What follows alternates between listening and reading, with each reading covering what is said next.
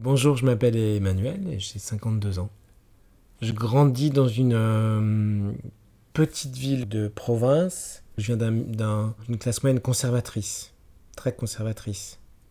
Dans ma vie d'enfant, très vite, je ne sais pas si je suis un garçon ou une fille et je dirais que je pense plutôt, j'imagine que je suis plutôt une fille. Mais dans les mots d'aujourd'hui, on dirait sans doute non binaire.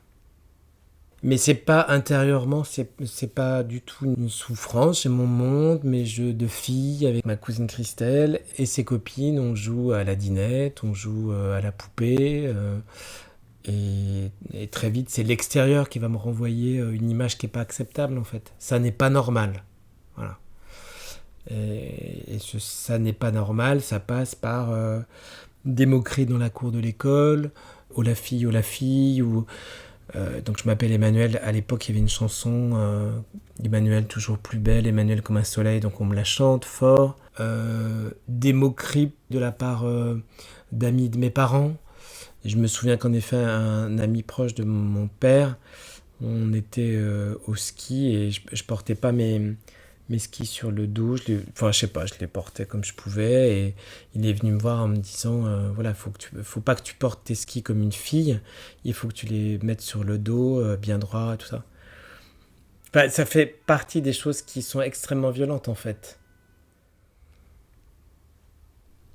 En plus de cette distinction qui est difficile pour moi entre garçon et fille, bah oui, il y a l'éveil à la sexualité et l'éveil à la sexualité va plutôt s'affirmer du côté de l'homosexualité.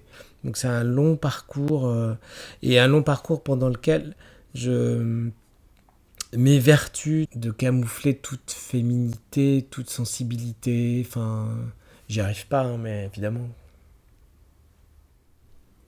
Du coup, de temps à autre et à l'âge que j'ai maintenant, je me dis, à la fois c'est formidable.